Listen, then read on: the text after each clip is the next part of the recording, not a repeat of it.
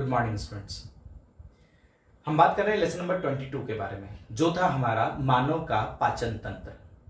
आज इस टॉपिक का पार्ट 10 है, यानी कि भाग 10 है, जिसमें हम बात करेंगे छोटी आंत में पाचन के बारे में। इससे पहले जो पार्ट 9 था या भाग 9 था, उस भाग 9 में हमने बात कर ली थी यकृत के द्वारा स्रावित पित्त रस की भूमिका के बारे में, या यूं कहें कि जो छोटी आंत है, उस छोटी आंत में जो पाचन होता है, उस पाचन के लिए 3 स्थानों से आने वाले पाचक रस जिम्मेदार हैं।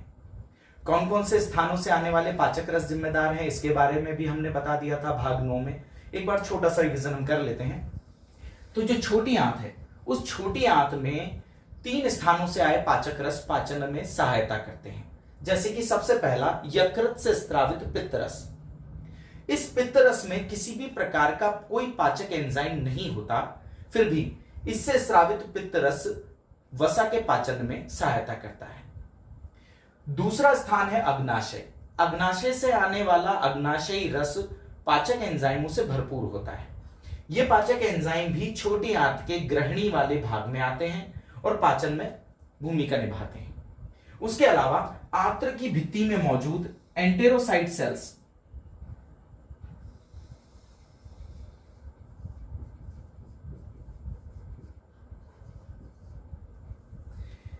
एंटेरोसाइट सेल्स से स्रावित पाचक रस को हम आंत्रीय रस भी कहते हैं। यह भी पाचन में भूमिका निभाता है।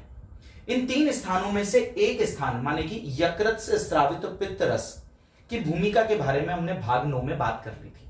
आज हम बात करेंगे अग्नाशय रस की भूमिका और एंटेरोसाइट सेल्स से स्रावित पाचक रस की भूमिका के बारे में। सबसे पहले हम बात कर लेते हैं अग्नाशय से स्रावित पाचक रस की भूमिका के बारे में। तो आइए देखते हैं हम अग्नाशय से कौन कौन से पाचक रस हैं और वो क्या क्या काम करते हैं। इसे समझने के लिए हम थोड़ा सा डिवाइडेशन कर देते हैं कि आमाशय में जो भोजन पचा था, उस भोजन में भोजन के विभिन्न घटक मौजूद थे। जैसे कि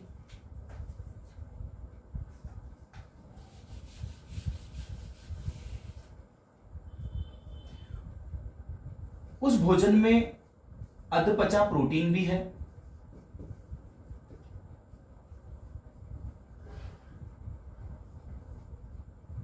कार्बोहाइड्रेट भी है, वसा भी है, डीएनए है, आरएनए है, इसके अलावा कोलेस्टेरॉल है, फास्फोलिपिड्स हैं। ऐसे बहुत सारे घटक छोटी आंत में आते हैं। छोटी आंत में आए भोजन के साथ इन घटकों के पाचन के लिए अग्नाशयी रस में अलग अलग एंजाइम होते हैं।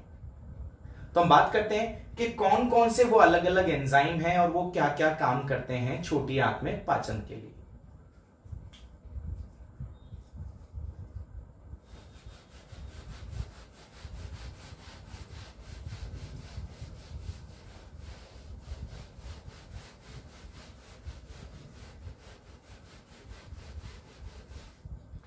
सबसे पहले बात कर लेते हैं अपन प्रोटीन पाचक एंजाइम कौन कौन से हैं।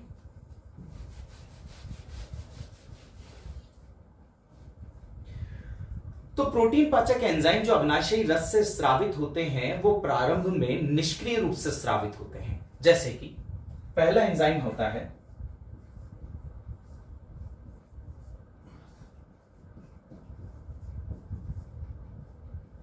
ट्रिप्सिनोजेन। ये निष्क्रिय अवस्था में रहता है और निष्क्रिय अवस्था में होने के बाद या सक्रिय होने के बाद ये ट्रिप्सिन में बदल जाता है। दूसरा एंजाइम है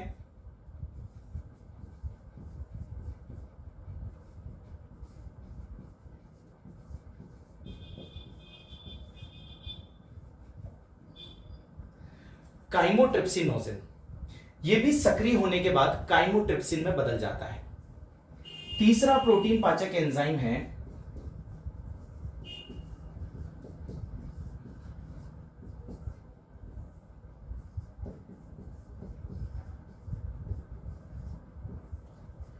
प्रोकार्बोक्सीपेप्टाइडेज, जो बाद में प्रोकार्बोक्सीपेप्टाइड में बदल जाता है। चौथा एंजाइम है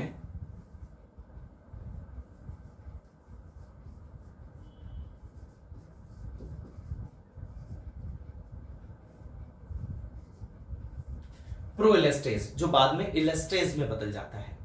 तो ये 4 प्रोटीन पाचक एंजाइम हैं जो अग्नाशयी रस में मौजूद होते हैं निष्क्रिय अवस्था में। ये कैसे सक्रिय होते हैं, पहले उनके बारे में बात कर लेते हैं। सबसे पहले बात करते हैं ट्रिप्सिनोजेन के बारे में। ये ट्रिप्सिनोजेन अग्नाशयी रस में निष्क्रिय अवस्था में मौजूद होता है। आंत्र में ही एक एंजाइम होता है जिसे कहा जाता है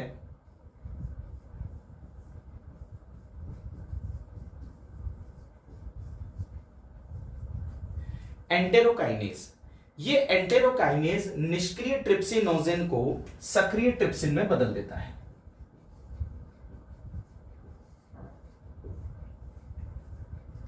और जैसे ही सक्रिय ट्रिप्सिन होता है या ट्रिप्सिन सक्रिय होता है, वैसे ही ये इन तीनों एंजाइमों को सक्रिय कर देता है।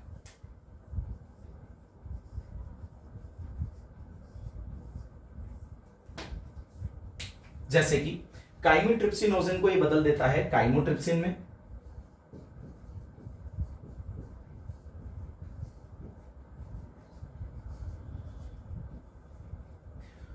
प्रो कार्बोक्सी पेप्टाइडेज को बदल देता है ये कार्बोक्सी पेप्टाइडेज में,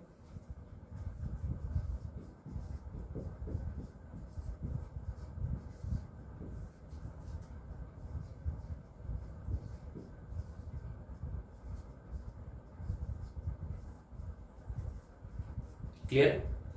प्रो इलेस्ट्रेज को बदल देता है ये इलेस्ट्रेज में।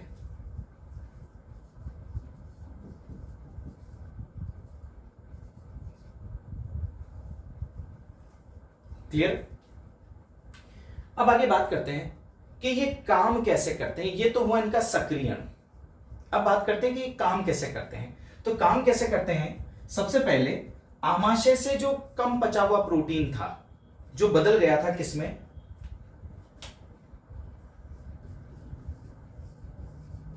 प्रोटियोज,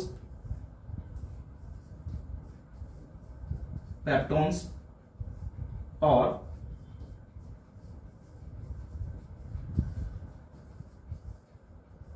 पॉलीपेप्टाइड में,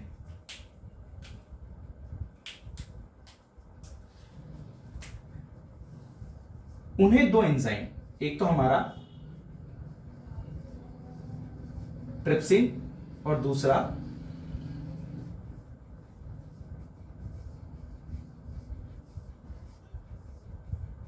काइमोट्रिप्सिन, विघटित कर देता है।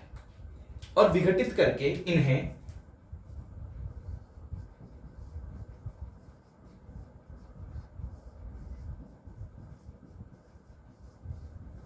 छोटे पॉलीपेप्टाइड,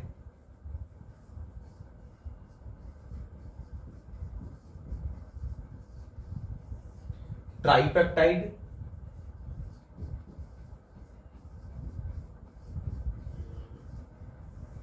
और डाइपेप्टाइड्स में तोड़ देता है। तो हमारे दो एंजाइम यहां काम आते हैं। इसके अलावा बचे कार्बोक्सी पेप्टाइडेज और इलेस्ट्रेज, इनके बारे में बात करते हैं। जो ये कार्बोक्सी पेप्टाइडेज है, वो छोटे पॉलीपेप्टाइड्स को, जो बड़ी श्रृंखलाएं हैं, पॉलीपेप्टाइड्स बड़ी ही श्रृंखलाएं होती हैं, उन्हें तोड़ देता है।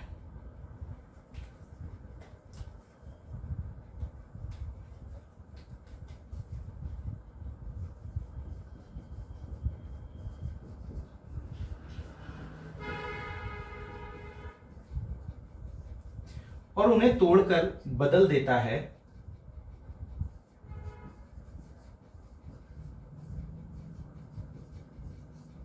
अमीनो अम्ल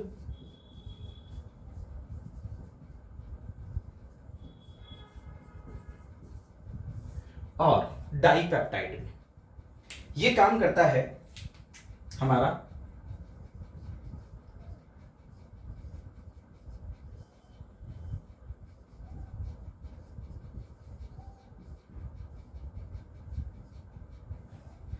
कार्बोक्सी पेप्टाइडेज। अब बचता है हमारा इलेस्ट्रेज, जो भोजन के साथ आए इलेस्टिन तंतुओं को विघटित कर देता है या उनका पाचन कर देता है। क्लियर।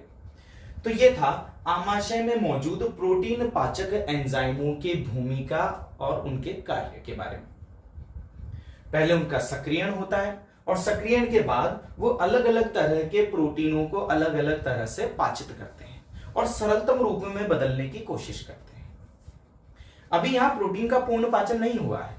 प्रोटीन का पूर्ण पाचन आगे चल के छोटी आंत से स्रावित आंतरीय रस से होगा। अभी पूर्ण पाचन नहीं हुआ है। आगे बात करते हैं कार्बोहाइड्रेट के पाचन से संबंधित एंजाइम जो अग्नाशय रस से स्रावित होते हैं।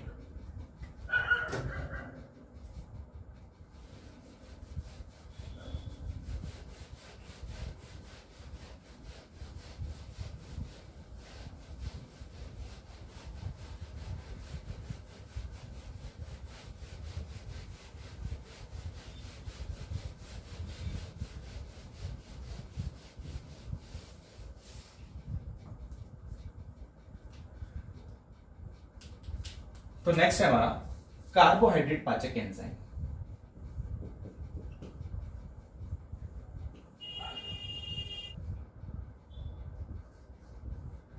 कार्बोहाइड्रेट पाचक एंजाइम और अग्नाशय रस में जो कार्बोहाइड्रेट पाचक एंजाइम होता है वो बहुत स्ट्रांग होता है और वो है एमिलेज या फिर अग्नाशय एमाइलेज भी कहा जाता है। छोटी आंत में यह अग्नाशय एमाइलेज इतना ज्यादा स्ट्रांग होता है कि आधे घंटे में ही संपूर्ण तरह के कार्बोहाइड्रेट्स का पूरी तरह से पाचन कर देता है। सॉरी, पूरी तरह से नहीं, लेकिन हां, पाचन कर देता है। भोजन में जो स्टार्च होता है या जो ग्लाइकोजन होता है या जो दूसरी तरह के कार्बोहाइड्रेट होते हैं, इन सभी को ये एमाइलेज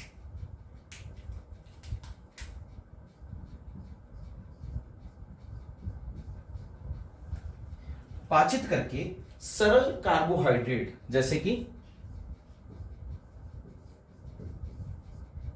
माल्टोज या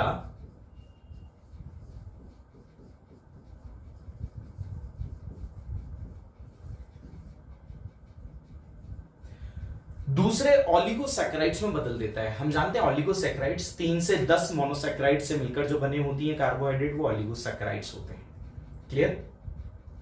तो हमने कहा कि लगभग आधे घंटे में ही ये स्टार्च, ग्लाइकोजन और दूसरी तरह के कार्बोहाइड्रेट का पाचन करके उन्हें सरल रूप माल्टोज और ऑलिगोसैकेराइड में बदल देता है। नेक्स्ट बात करते हैं वसा पाचक एंजाइमों के बारे में जो अग्नाशयी रस में होते हैं।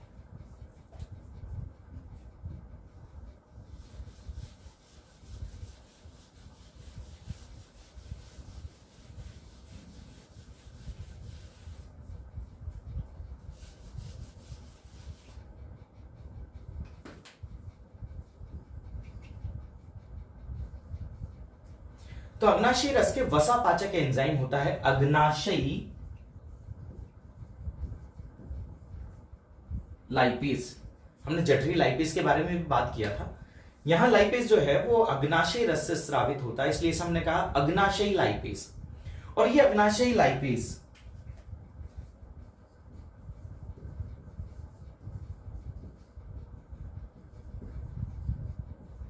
पाइसीकृत वसा जो होते हैं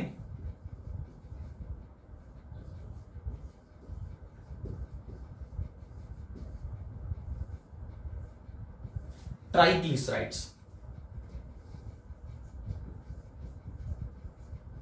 उनका pH 7 पर पाचन कर देता है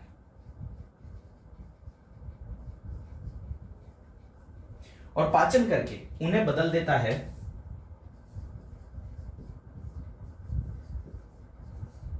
वसा अम्ल और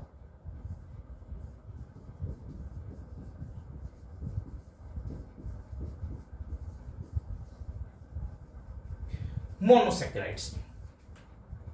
तो ये था हमारा वसा पाचक एंजाइम लाइपेज जो अग्नाशयी रस में मौजूद था। इसके अलावा और अन्य पाचक एंजाइम हैं, उनके बारे में हम बात कर लेते हैं।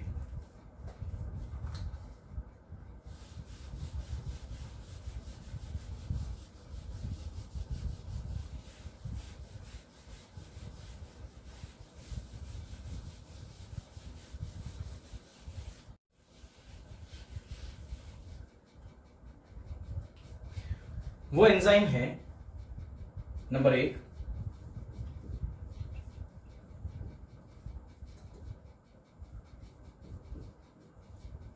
कोलेस्टेरॉल एस्टर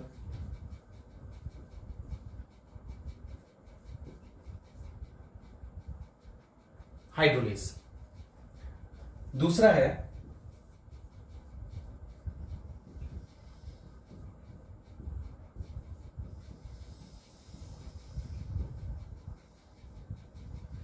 फास्फोलाइपेज ए। तीसरा है हमारा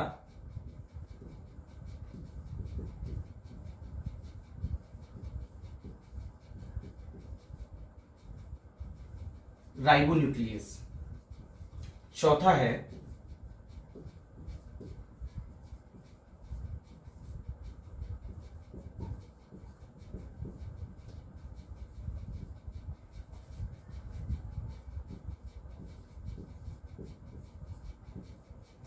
डीऑक्सीराइबोन्यूक्लियस। यहां पर कोलेस्टेरॉल एस्टर हाइड्रोलेज और फास्फोलाइपेज एस ए क्रमशः कोलेस्टेरॉल एस्टर का जल अपघटन करते हैं और फास्फोलाइपेज फास्फोलिपिड का जल अपघटन करते हैं। ये एंजाइम करता है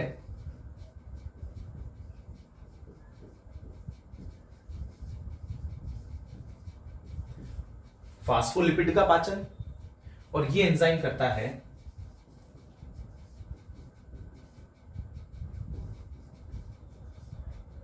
कोलेस्टेरॉल एस्टर का पाचन। और उन्हें या यूं कहें इनमें से वो वसा अम्लों को अलग कर देता है। बचे हमारे राइबोन्यूक्लियेज और डीऑक्सीराइबोन्यूक्लियेज। राइबोन्यूक्लियेज आरएनए का पाचन करते हैं, भोजन में जो उपस्थित आरएनए है, और डीऑक्सीराइबोन्यूक्लियेज डीएनए का पाचन करते हैं जो भोजन में मौजूद होते हैं। पूर्ण पाचन यहां भी नहीं होता, इनका पूर्ण पाचन आगे जाकर एंटेरोसाइट सेल्स या आंत्रिय रस से में मौजूद एंजाइमों से होता है। तो यह था हमारा अग्नाशय रस में या अग्नाशय रस में मौजूद विभिन्न एंजाइम जो पाचन में भाग लेते हैं छोटी आंत के अंदर। अब छोटी आंत के अंदर ही एक और पाचक एंजाइम या यूं कहें कि एक और आंतरीय रस या एक और एंजाइमों से भरपूर रस जो स्रावित होता है और पाचन में भाग लेता है। हमने पहले भी बात की कि वो स्रावित होता है एंटेरोसाइट सेल्स से, आंत्र की भित्ति में मौजूद एंटेरोसाइट सेल।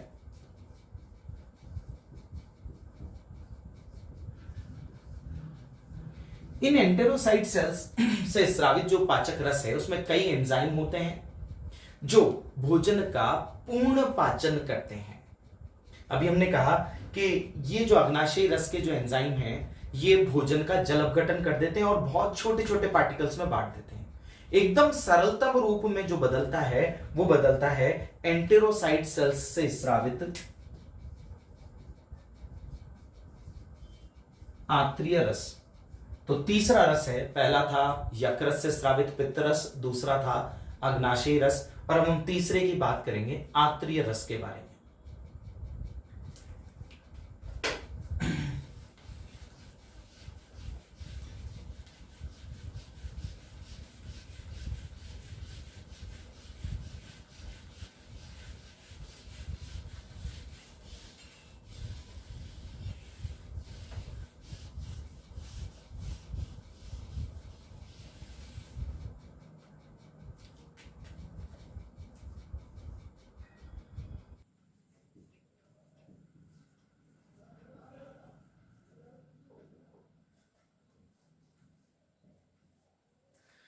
आंतरीय रस, जैसे कि हमने कहा था कि जो आंतरीय रस है वो आंत्र में मौजूद एंटेरोसाइट सेल से स्रावित होते हैं। इन सेल्स से स्रावित होने वाले एंजाइम पीएच माध्यम क्षारीय पर सक्रिय रहते हैं, माने कि 8.5 पीएच पर वो सक्रिय होते हैं। इन एंटेरोसाइट सेल्स से प्रोटीन पाचक एंजाइम, कार्बोहाइड्रेट पाचक एंजाइम, वसा पाचक एंजाइम भी स्रावित होते हैं। तो कौन कौन से एंजाइम है जो कार्बोहाइड्रेट का पाचन करते हैं, कौन कौन से एंजाइम है जो प्रोटीन का पाचन करते हैं, और कौन कौन से एंजाइम है जो वसा का पाचन करते हैं, बात करते हैं एक एक करके। तो सबसे पहले हम बात कर लेते हैं इन एंटेरोसाइट सेल्स से स्रावित कार्बोहाइड्रेट पाचक एंजाइम। ये कार्बोहाइड्रेट पाचक एंजाइम है सुक्रेज, माल्टेज, लैक्टेज और अल्फा सीमित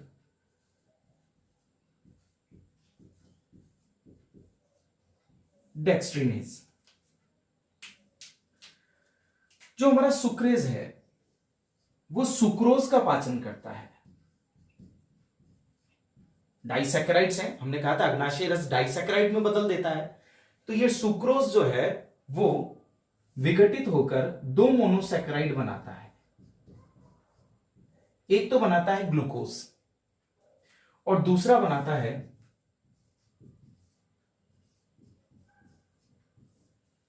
फ्रक्टोज।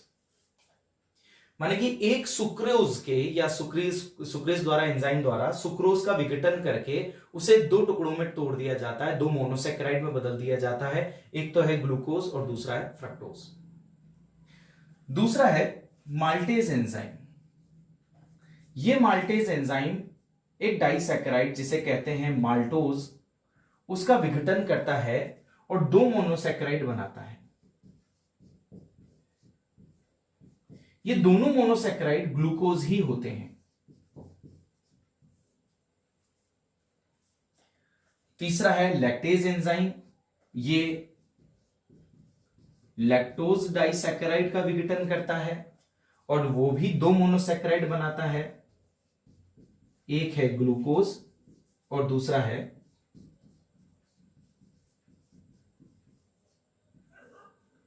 गैलेक्टोज।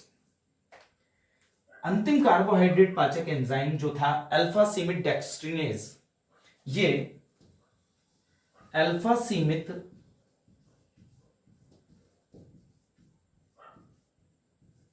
डेक्स्ट्रीन को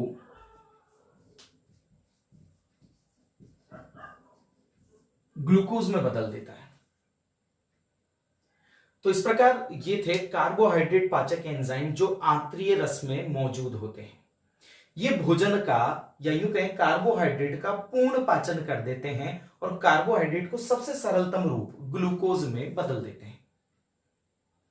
नेक्स्ट बात करते हैं। दूसरा है हमारा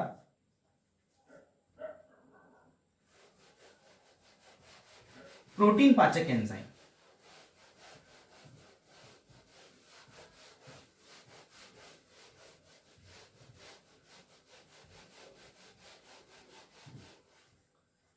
और वो है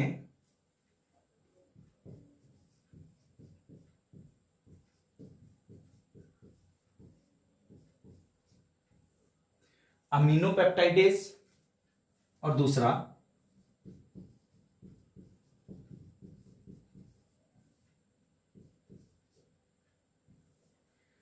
डाइपेप्टाइडेज।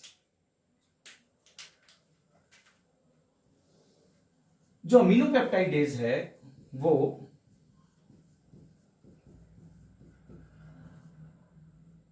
पॉलीपेप्टाइड्स का पाचन करता है, छोटे पॉलीपेप्टाइड्स का, और उन्हें पाचन करके डाइपेप्टाइड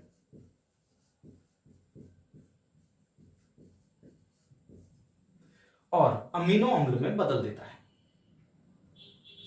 अगला वाला जो एंजाइम है आंतरीय रस से स्रावित या एंटेरोसाइट सेल से स्रावित डाइपेप्टाइडेज, ये डाइपेप्टाइडेज डाइपेप्टाइड का पाचन करता है बचा हुआ और उसे बदल देता है सरलतम रूप अमीनो अम्ल में। हमें पता है कि प्रोटीन का सबसे सरलतम रूप अमीनो अम्ल था, तो यहां आंतरीय रस के जो एंजाइम है वो प्रोटीन को सबसे सरलतम रूप में बदल देते हैं। नेक्स्ट बात करते हैं वसा पाचक एंजाइम के बारे में।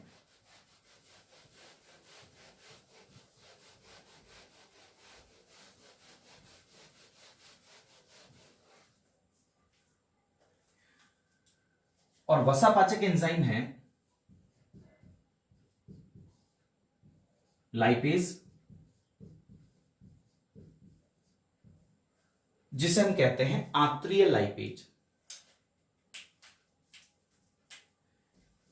ये आंतरिक लाइपेज बची हुई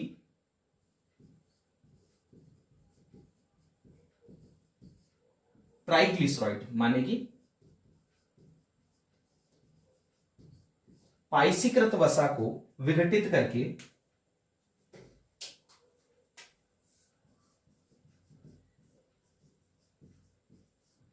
वसा अम्ल और मोनोसैकेराइड में बदल देता है। सॉरी,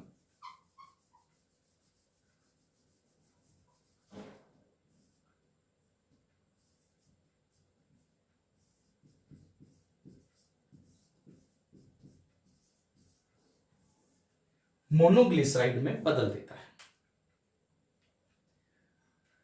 तो ये था तीसरा रस, यकृत रस माने कि पित्त रस, अग्नाशय रस, और ये तीसरा आंत्रीय रस। आंतरिक रस द्वारा भोजन का पूरी तरह से पाचन हो जाता है। और आंतरिक रस से मौजूद ये जो एंजाइम है, ये हमारी रसांकुरों की भित्ति पर